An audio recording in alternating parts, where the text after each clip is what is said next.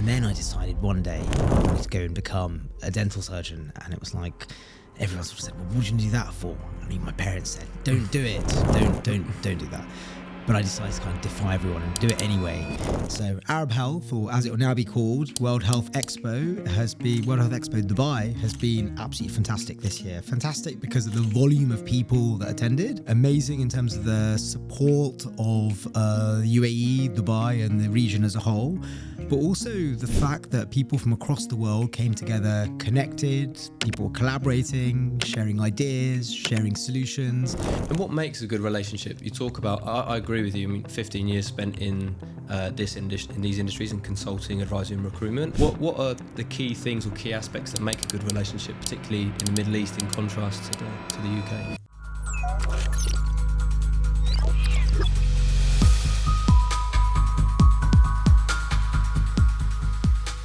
Sam, welcome to the new edition of Community Podcasts. Thanks for joining us today. So just kick it straight off. Let's keen to hear your journey, your career, where it all started for you. Where did it start before you got to the Middle East? How did it just take us through a step by step through your career journey?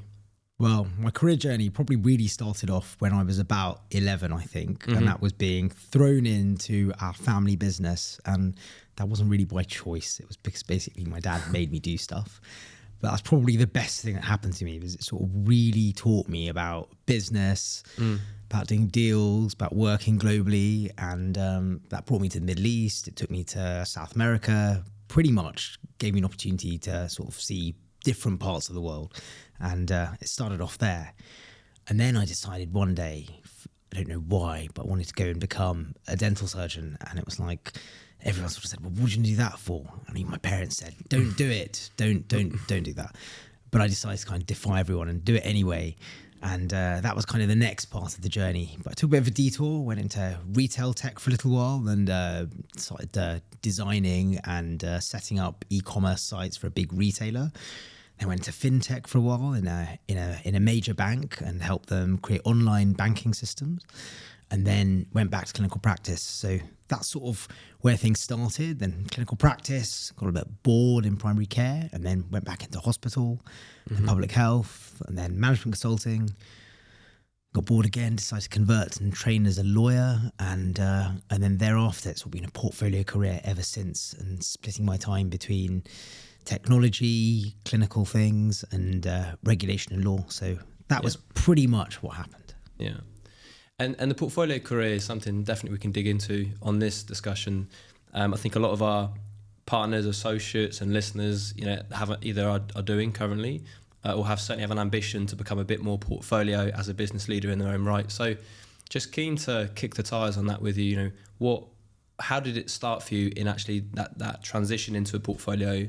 And what would you say the key ingredients to make a successful portfolio career? Well, I think for each person that does this, it's quite different. For me, it's probably the fact that I didn't want to do any one thing. And I'd probably get really bored if I did one thing for lots of time. So that kind of drove the agenda of having this portfolio. And I was lucky enough, I had lots of different experiences. So that's what then it meant. It naturally came together. And there were two drivers. One was perhaps not getting too stuck in what I was doing, but the other was the pull from outside, which is people asking me to do projects for them, work for them, and then realizing that there's this blend to be had between doing one thing most of the time with lots of little things. I'd say the main thing is to do things that you really want to do and do like doing. Earlier on in my portfolio career, I probably picked things that I didn't really enjoy, and that wasn't very good. And I would certainly say to anyone thinking about portfolio career, do the things that you really want to do, that you enjoy doing, and be willing to say no, push back, because people will ask you to do things and they may not be a perfect fit. They may really be quite nice, but actually it's better just to say, no thanks, not for me, and pass on to other people bring good people in to work with you, and that works. Yeah. And in terms of the younger entrepreneurs looking to get into this, because I think we see this certainly the UK and the Middle East industries. There's the Gen Zs of the world obviously operate very differently and think differently to a lot of others. What are the key points for younger entrepreneurs or younger startup businesses that are looking to grow and expand their portfolios either in the UK or Middle East? I'd certainly say have conversations and connect with people. It's so easy today to be remote and perhaps be sat in a room in a particular country and not really get out very much. But if you are looking to develop that portfolio career, you're entrepreneurial, you want to grow both yourself, challenge yourself, grow in your business life, learn, get out there and travel as much as possible and speak to lots of different people and try not to be afraid. And things may not work out and you may need to pivot a little bit along the way, and that's okay. But equally not worry about making mistakes, not be too worried about trying something completely different to what you've done before. And if you are building that sort of career, don't worry too much about what everyone else is doing, because it's so easy to see social media profiles, people posting all these successes. And I'd probably say for every one success that's posted, there are probably at least 19 to 20 failures sitting behind that. And are they failures? Are they learning experiences? Who knows? But they exist. But that can be quite intimidating for young entrepreneurs in an environment that's very competitive and everyone's doing lots of different things. But I'd say go back to picking the things that you want to do, not be too scared of failure.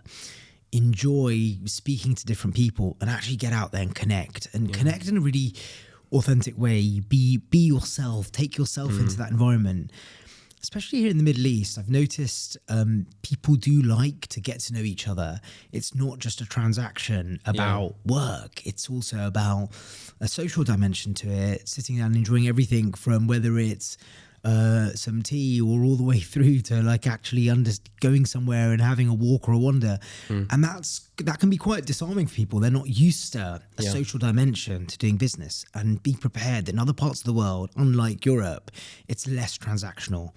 And be willing to put the time and the effort in to develop those longitudinal relationships, because later on down the line, those will be the ones that will lead to those successes. And what makes a good relationship? You talk about, I agree with you. I mean, 15 years spent in these industries, in consulting, advisory and recruitment, and having seen firsthand the transition from the UK to the Middle East, and then what it truly takes, the real ingredients to make a success. And I agree completely on that. Relationship capital is a term I use a lot in building the relationships, but something authentically, and beyond the transactional type of relationship. What are the key things or key aspects that make a good relationship, particularly in the Middle East, in contrast to the UK? I think it's finding some alignment and finding things that interest all parties, trying to be exceptionally good at what you do and demonstrate the value of what you can offer. But at the same time, it's not being really about being in sort of hard sell mode. And in some environments, consulting can always drive people to be in hard sell mode. And I've had it over the time I've been in the Middle East, people coming to me to sell things to me from other parts of the world. And I'll suddenly have 20 business cards thrown at me, 50 people connecting on LinkedIn, trying to do something, and a bunch of emails.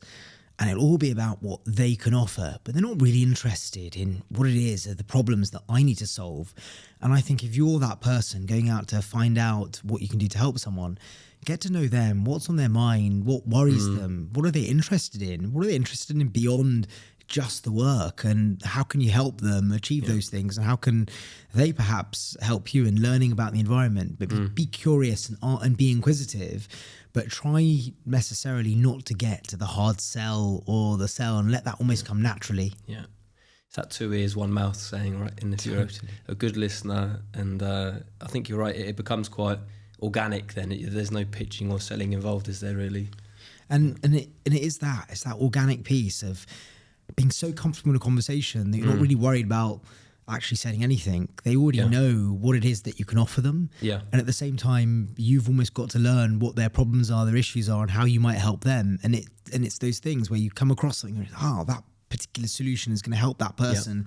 Let me connect them, even with nothing in return, and get to the point where it's so normalized that actually it just becomes part of what you do. And I want to talk about healthcare naturally, but having come off the back of Arab Health this year, of their 50th anniversary, but I think we're both in agreement it's probably one of the best ones yet so far, but obviously not getting caught up in the hype and the noise and what I like to call smoke and mirrors. But I mean, firstly, your take on Arab Health, how was it for you? So Arab Health, or as it will now be called, World Health Expo, World Health Expo Dubai has been absolutely fantastic this year. Fantastic because of the volume of people that attended. Yep.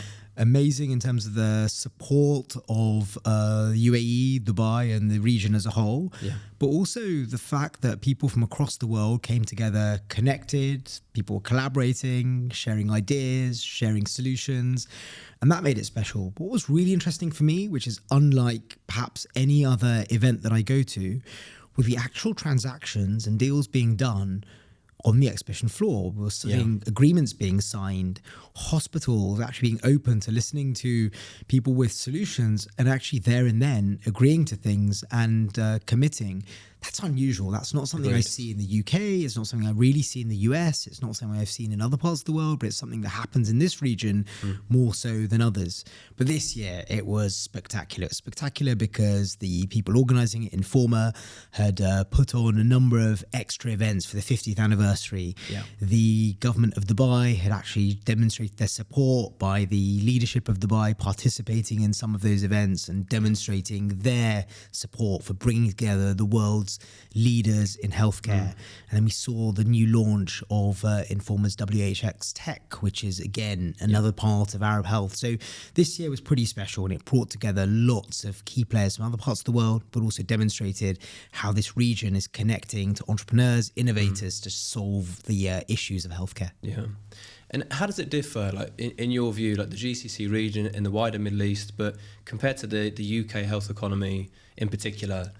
Why does it feel different on an exhibition where there are deals being done and there's a little less ambiguity to make decisions? What do you think are the distinct differences between the two health economies? I've been thinking about this a lot this week, probably more so than I've ever done before. And one of the things I can keep on going back to is the first thing is the governments in this region generally are committed to the progression of their future generations. So not just the here and now, but this longitudinal view. That's the first thing. The second thing is a support for business and driving the economy. And those things create an environment, not just in other sectors, but also in healthcare. There's a recognition that healthcare is there, of course, to make a difference to individuals and support well-being, improve outcomes, but it's also a business. And those two things creates a sort of attitude that is about progression and rapid progression. Yeah. So what I see is quick decision-making, investment from government, support, but also a need to try things, test, learn, fail, make a difference. And that drives something that I don't see in other systems. Now, there's a realization that people have to deliver outcomes, deliver value. Yeah. And that creates an imperative to get things done. And accountability, right? Totally. And a business will fail if it doesn't do something. So it has to try. And a healthcare business may not be able to serve the patients it needs. It may not attract the patients. So they're all trying to have that edge.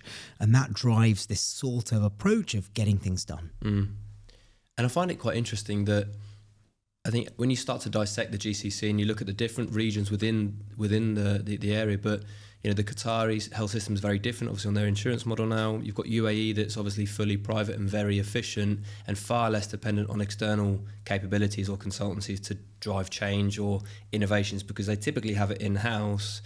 And then I guess there's Saudi, where it's very public sector heavy, albeit diversifying quickly for private, but have historically had a huge dependency on external capability to handhold them through that journey. And I think 2024 has probably seen the first reset that I've noticed where there has been a slight cleanse and reset on the workforce, both substantively and consultancy-led. What do you think's next? I mean, obviously your association with NEOM now. What do you think is next for the Saudi healthcare system in particular?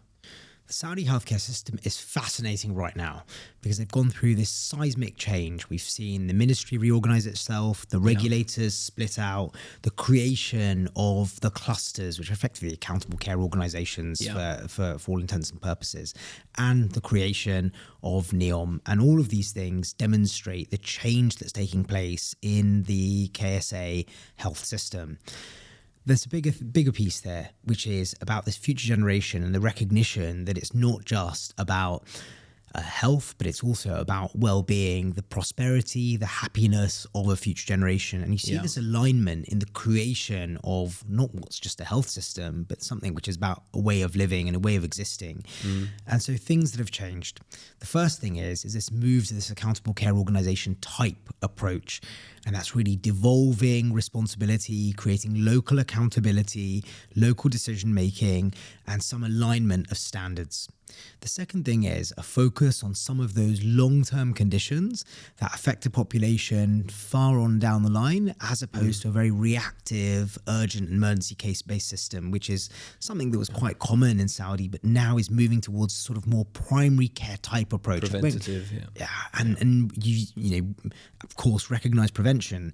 What I'm seeing here in the region, particularly in Saudi, is another term that we'll perhaps be familiar with, but this move towards longevity I'm seeing, and people are talking about it more. Now, what we might describe it as longevity, other people might say is prevention, some people might say is public health, some people might say is wellness. But if I look at it sort of big picture, there's this recognition of helping people live their best, longest life. And we're seeing this, and Saudi Arabia is definitely focusing on it. And you're seeing it in the model of care and also the education and building local capacity. So not only the system changing, but local workforce. So the reliance on external workforce is reducing as the capacity is being built. So using consultancy support in a different way for knowledge transfer, both in terms of healthcare leadership, management, clinical workforce, public health, regulation, all of those things. Yeah, that's the difference. I've certainly noticed that they want to not just purchase consulting or services and get them through a change journey, but they want to buy the methodology. They want to know the how, right? And actually ensure that there is a legacy left and there's upskilling and workforce development. As you said, the knowledge transfer piece. I think stereotypically a lot of consultancies can come in through the beginning, middle and end of a program life cycle and then take all that rich knowledge and information away with them, you know, at conclusion. So they can, and in KSA what I've seen is this incredible sort of recognition of not only just bringing consultancy for coming in and out and fixing a problem, but actually the knowledge transfer piece, which then follows on the local workforce spending time outside of KSA, going to other parts of the world, but not just learning how they do things and the methodology, but also learning about what went wrong, learning from it to create a new blueprint, something that will work within the region. Yeah. It's quite amazing, isn't it? I think that the difference between, you know, knowing the UK health system as well as we do and some of the sort of more historical and systemic problems that they've really had to be a bit ball and chain with, that they've been stuck with. You know, a lot of the acutes have ran a deficit for many, many years. And it feels like, I think the political interference, you know, in the NHS is, you know, quite frequently used as a scapegoat for elections. Well, I think that the difference with the Middle East health economy is that you get less political input. I think that they're very decisive in their way, and they can put the funding there to make these things happen. But I think it's that they're building this system from in a very greenfield state where they can adopt best practices from, you know, the German health system or the American or the UK or wherever it may be. I find they've got a real opportunity there. Yeah, and if we take systems for most of Western Europe, they've got legacy that go back 500, 1,000 years in reality to when often religious organizations ran healthcare, and after time it's political and public sector organizations.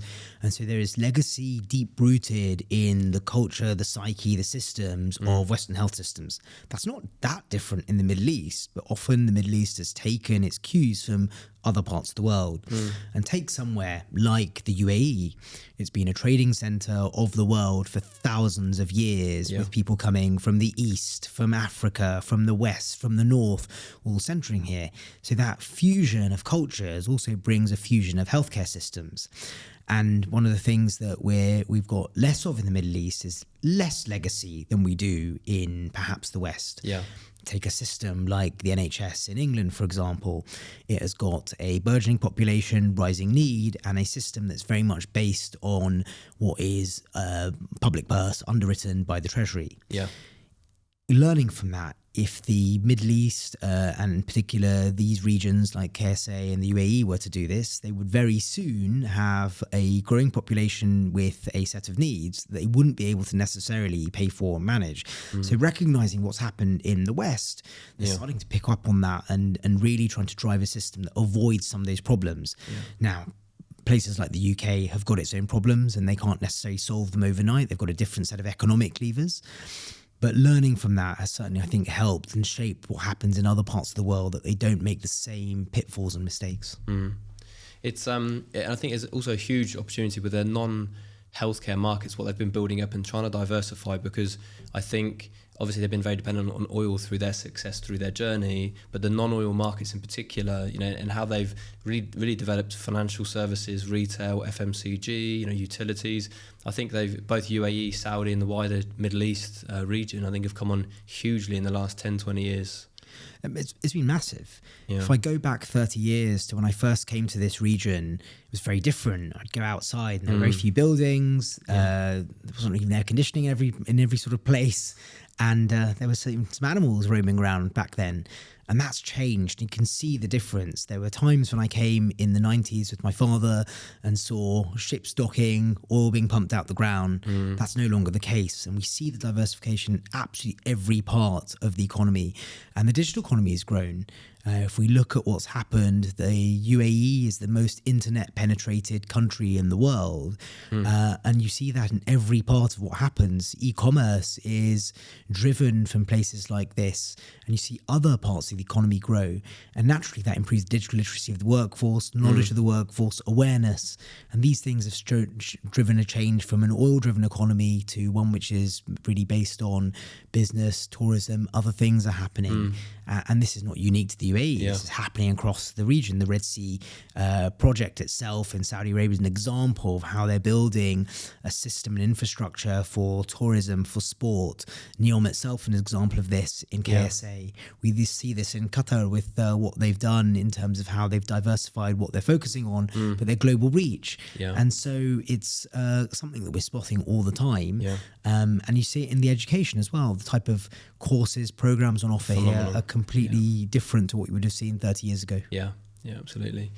And what I want to address something, because obviously through recent years, particularly last year, many wealthy people have moved to the Middle East, from all parts of the world, particularly UK, Europe.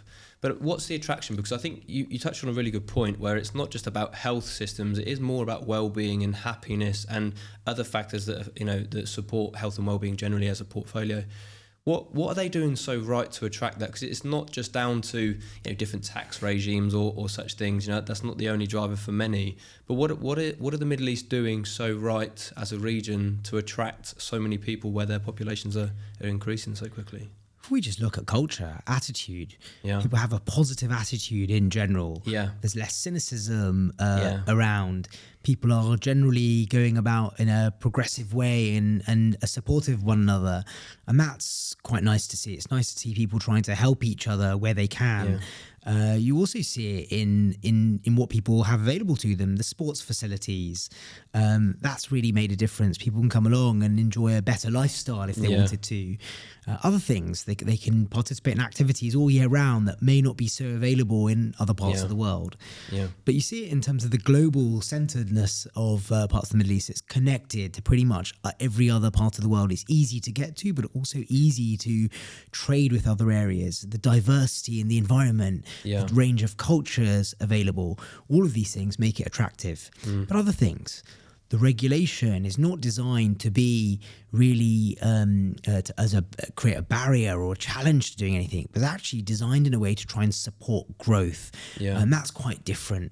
And so we see there's other sectors. If I take the legal sector, there you have the legal advisory sector, which in itself is growing. So firms from the UK and the US can establish themselves in parts of the Middle East and work. Consultancy firms, we see this all the time. But other businesses, the concept of a digital nomad, for example. So lots of things are positive about the way in which the Middle East has designed itself, not just the UAE, but Qatar, Saudi, all of these countries, to attract in talent, to make it easier to do business, to make it easier to connect with other parts of the world. All of these things make it attractive. And with the UK then, with a business lens on, what are the blockers, where it's obviously a different tax model, but the points you mentioned about supporting growth, what is the UK lacking right now that the Middle East has specifically? The UK has got lots of positive things, but one of the difficult things I find, certainly as someone who owns a set of businesses, first thing is getting workforce. And one of the things I've certainly struggled with in the last 5 years is attracting the right workforce with the right attitude to be progressive, work hard, and to make my business success, but also to help those individuals succeed in their own lives. And that's hard. The second difficulty, specifically at the moment, is the tax regime. In the UK, the tax regime has become so punitive, it's very hard for SMEs to survive in that environment. And you do get to a point where you wonder, what is the purpose of your business? Because you are in a situation where it's not necessarily demonstrating the rewards and the outcomes you're looking for.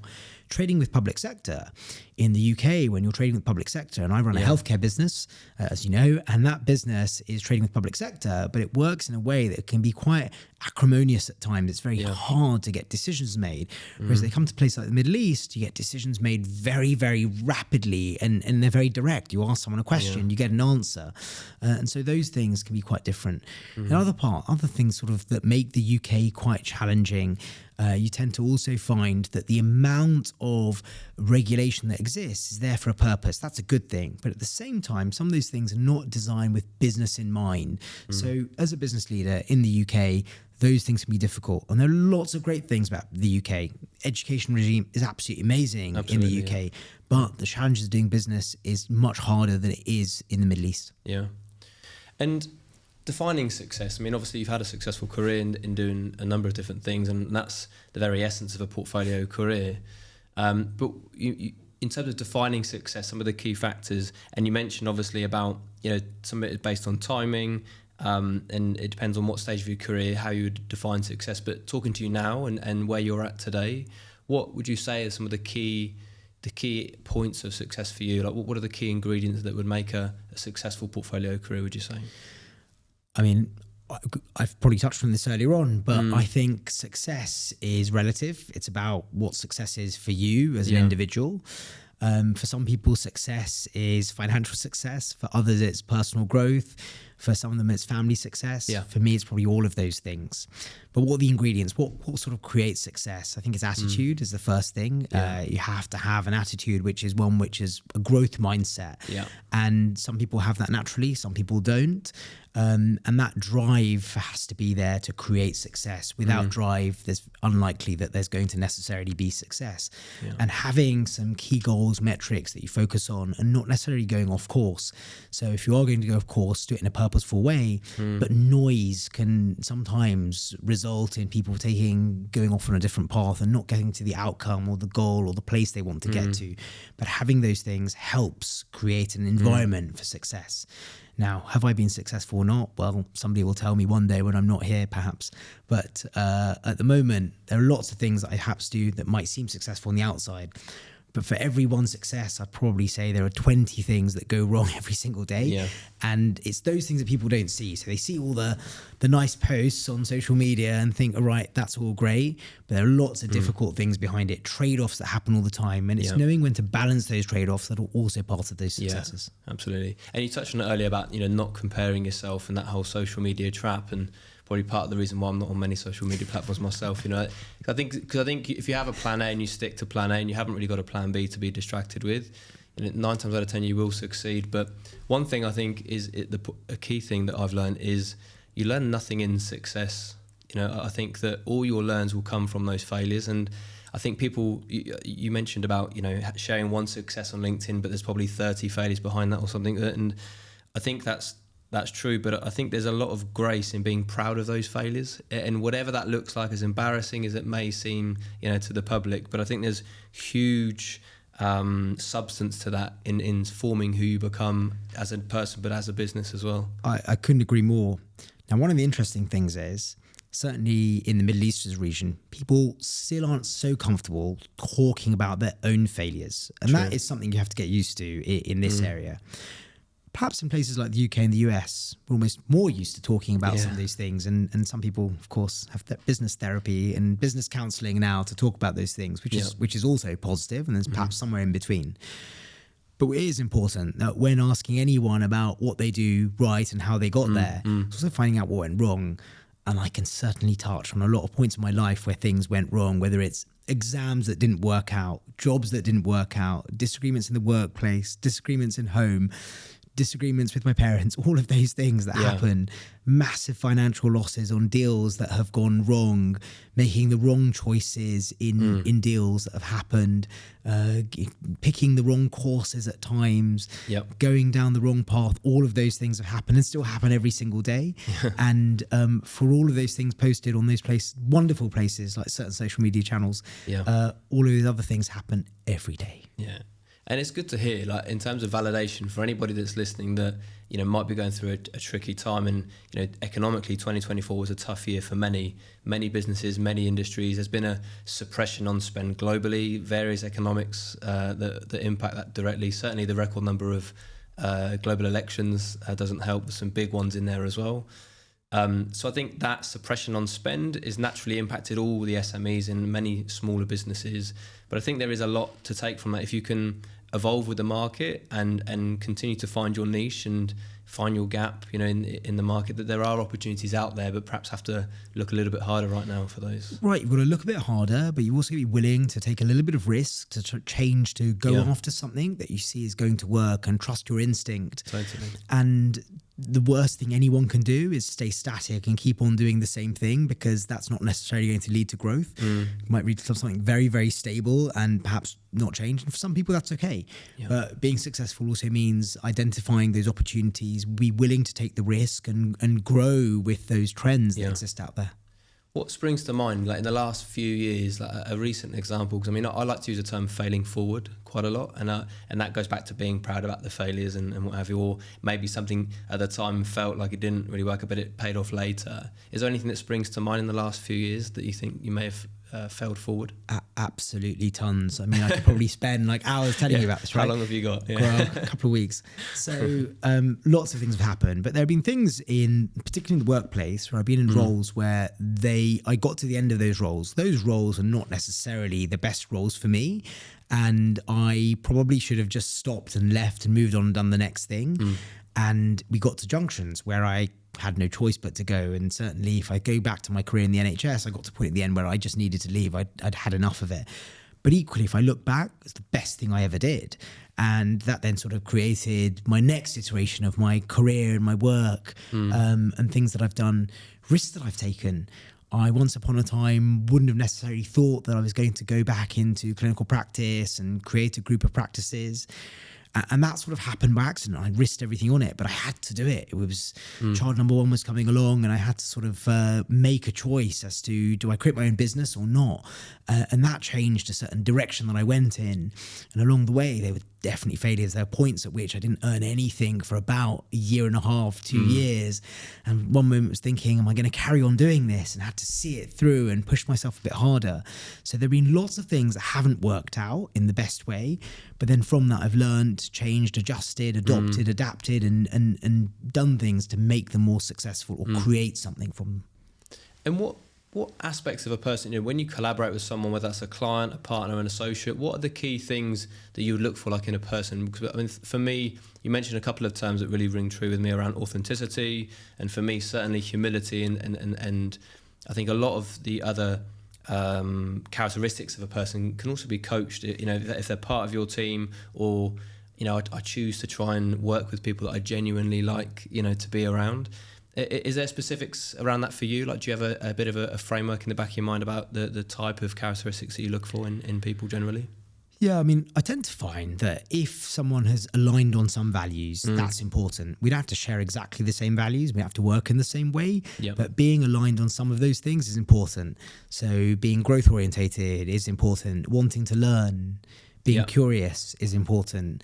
But also being kind is important, and understanding other people. And I like people that like to know and get to know and work with lots of different people. People who recognize and value diversity. And I don't mean that, you know, sort of all the discussions that take place every day at the moment about diversity in terms of having to have X number of people and Y number of people of X, Y, Z background. It's about the diversity of mindset and really valuing people from different parts of society, and seeing people who want to do well irrespective of where they come from or what their background is. And those things are important to me.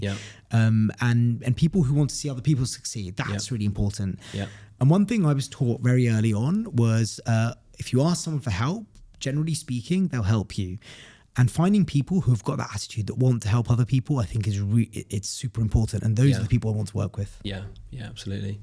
And Sam, I know you're a man of routine, and have witnessed workouts in the middle of the night. So, but in terms of your personal habit, like and routine, what are the key things for you? That's had the biggest impact on your success in terms of routine. See, someone can probably tell this is a podcast because you didn't say obsession. Yeah. So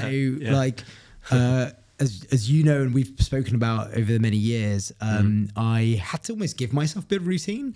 And I realized that was part of keeping myself healthy, mentally healthy. It's really easy when you're either trying to grow a business or survive in this world to get too focused on either work or one thing or chase the next thing without giving yourself space and time, whether it's family time or personal time. And so I most definitely do have a routine or obsession, which is food, sleep, exercise. And that's not always easy, and you have to give yourself freedom to do that. But I'd say to anyone out there, make sure that you give yourself the space and time to train. And you did certainly pick out that thing that I do every day, which is I have to find time to train, whether it's middle of the night, early morning, it becomes a thing. And whether you call it training or it's a form of meditation or a form of space, it's the one point in the day where I don't have my phone with me. I don't look at my phone. I don't see my phone. It's not with me. And that's important. It gives me a break. Yeah. It's also the one moment in the day where I'm just focusing on me and nothing else around me and doing something. It's an outlet. It's the mechanism of creating mental space. And so I'd say to anyone, find something you like doing, whether it's training, walking, music, something, but make it your thing. Do, if you can, in your week, balance some sleep. It doesn't mean you have to have the 6 to 8 hours sleep every day. Find a pattern that works for you and create that, because you do need a bit of recharge time.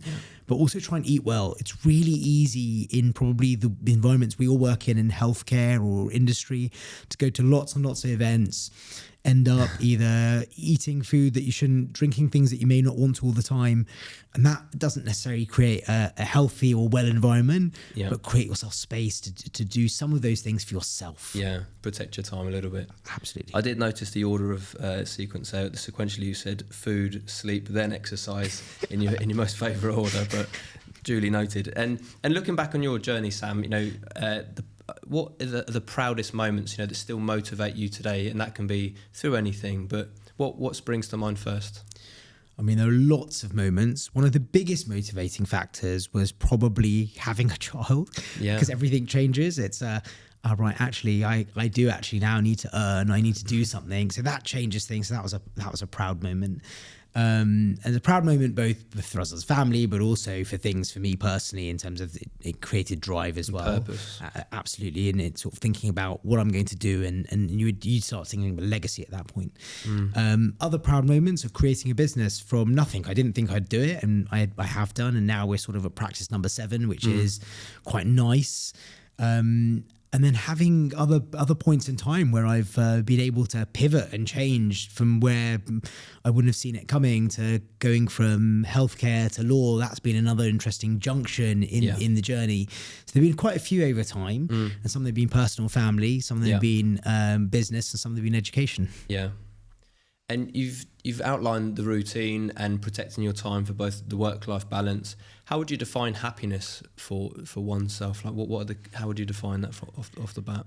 Gosh, loaded question. It's a curveball question. It's a real curveball question, definitely unscripted. So what is happiness? I suppose feeling fulfillment in that moment.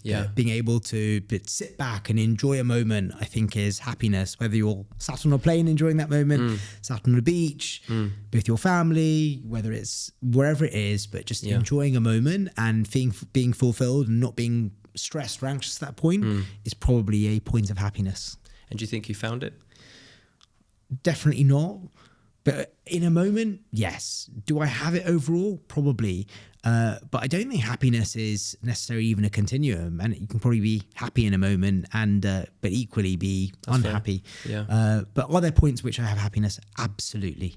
Yeah, it's a good stock take, isn't it, to pause and reflect. And I think when you're working at 200 miles an hour or you're working a portfolio career, it's easy for a week, a month, a year to just pass by pretty quick. So I think reflection, as you said, that time out for yourself, whether that's in the gym or meditation or go for a walk and you can think for yourself for a little bit, I guess will help you, it will give you that validation of happiness. Yeah, and I think happiness is all those things, spending time with people that you want to, and enjoying those moments and being able to do that, having created the environment around you that you can, whether it happens to be success in business or anything else, giving yourself the space to do that, right? And I'm lucky enough that I have such a wide group of friends. I get to spend time with them. I get to spend lots of time with my family, and all of those things I think are part of happiness. And tough decisions. I mean, we've all had to make tough decisions through career, both personal life or business wise. What are some of the key sort of tough decisions that you've had to make through your recent years? Wow, there are so many tough decisions. Moving on from jobs is really tough. So one thing that we don't do very well, and I've had to learn, is that sometimes you have to sort of stop what you're doing and move on and do the next thing. So for example, you'll be in a job, it's going really well, but you've been there a while. It's so easy, specifically in public sector, to stay there forever, a job for life. But one thing I've got used to and I'm learning about is that actually it's all right to stop and pause. It's all right to go and move on and do the next thing. So tough decisions. Leaving my job in the NHS was a tough decision. Leaving my job in a big men's health startup was a tough decision, but that's also given me a drive to do the next thing. Other tough decisions, working globally, because it comes with the trade-off. It means that I perhaps see my family less every day, but more in focused periods of time. And that is difficult because it means a lot of travel. But then it means that when I am at home, I've got to spend better quality time with the people around me. Other tough decisions, pivoting and changing my sort of educational space, going on from healthcare to law was tough. So all of those things are tough. Making decisions if I go back to shipping, they were really tough, and those are tough decisions. You're deciding, do I keep on going in a certain direction with a ship, knowing that there's a certain amount of fuel that I have? Do I stop, knowing that it's going to cost me more if I stop a ship, knowing a storm is coming, and do I moor and anchor a ship? Those are really tough decisions. And once I made a decision, which was in the middle of a tsunami, and that was probably the toughest decision I've ever had to make.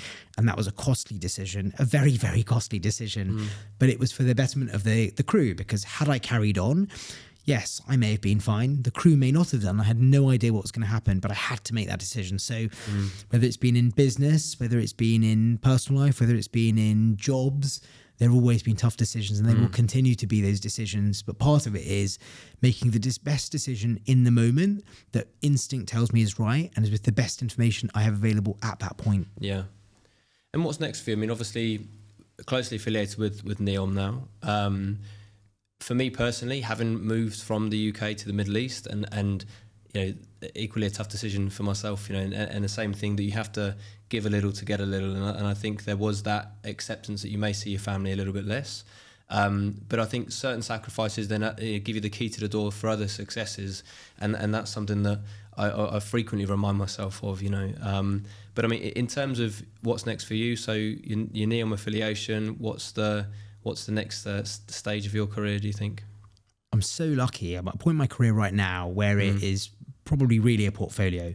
So I'm very lucky to work with the amazing people at NEOM and the vision of Saudi Arabia, and see that in operation and be part of that journey. And it's wonderful to be there and stand on the shores of NEOM on the Red Sea and look across at the other parts of the Middle East and realize that one day this is going to be something quite spectacular, and being there at the beginning. I'm also lucky enough to work with a number of businesses. I'm working with an organization in India at the moment that's working on medical tourism. And for me, that's personally important because we're seeing the access issues of healthcare in one part of the world, but we're seeing how the world comes together to create access in another place to solve that problem. I've recently joined the board of another organization and helping them work through their challenges and trying to apply myself both from a clinical, business and regulatory perspective to help that organization. So that's really nice. And working with a Canadian business right now, which is solving the problems of online access to healthcare and reduce the friction. So all of those things are really fascinating for me. And it's wonderful for me personally to be able to give a little in those environments, but also to learn a lot from what's happening in those organizations, which is shaping probably the next part of what I'll do. So in terms of where I am career-wise, it's definitely portfolio for me. Yeah. And with the community partners, model in what we do and how that sort of plays hand in glove with portfolio working, what are the key things for you that you like to, you're trying to build on with the community partners sort of DNA involved in? What are the key aspects of the model for you that sort of work or complement the portfolio way of working? Well, I think community partners, first and foremost, is you. And you mentioned DNA there. And I think this is important. It's something we just talked about, which is that alignment on values. Yeah. Community partners is part of your DNA, but it also has your values in it. And the community partners, the members of the partnership, the discussions, the clients you work with align with your values, which is important to me as a community partner, because otherwise I wouldn't be part of something like community partners. If anyone out there, if those values of community partners align with you, then community partners is the right organization for you to work with. And for me, it's the right organization to work with. Yeah. The next thing is building those relationships, something that you've done, the partners do, build relationships and networks with each other, but also the organizations they work with. And it's not just about doing business, but it's also about supporting them, growing them, knowledge transfer, sharing, learning, and doing more than just the transaction of business. It's about helping growth happen and create a different mindset. So that's an important part of the partnership. The other part, though, is building a network of individuals in that, which is the partnership itself, to help each other, which means in the partnership, you're never alone. You can draw on someone else. You can talk to somebody else. And I've certainly felt that and valued that. And I've learned from the events that the partnership has run, meeting other partners, and drawing on people when you've got a problem. And I've seen this. I've seen it across the partnership. So those are the important things about community partners. Yeah, no, thanks. And I think it is that disruptive mentality as well. I think there are many archaic consulting advisory models out there. So I think being able to have an engine, a bit more horsepower to scale your own business, I think is probably more attractive and simplistic aspect of the model. One thing I hear all the time in this region, in the Middle East, as well as other parts of the world, that consulting has become about some nice slide decks. Yeah, I used to call them the PowerPoint fairies. Yeah, and I think for me, community partners is the very opposite of that. It's about understanding what the needs are out there, and whether or not there's a way of supporting somebody solve those things in a longitudinal way. It's not about going in for 3 weeks, 6 weeks, and creating a PowerPoint deck or a slide deck at the other end, handing it over, but it's about that long-term relationship. And I think that's one of the big differences. Yeah, it's tangibility, isn't it? It's about actually tangible outcomes to delivery, so. Completely. But we're lucky to have you as a member anyway, Sam. And we've had a great partnership for some years. So we're lucky to have you. But thanks, that concludes our podcast. Thank you so much for joining us today. Really appreciate your attendance. Thank you for having me. I've loved joining on this podcast, and I'm hoping that lots of people listen and follow community partners. Thank you so much.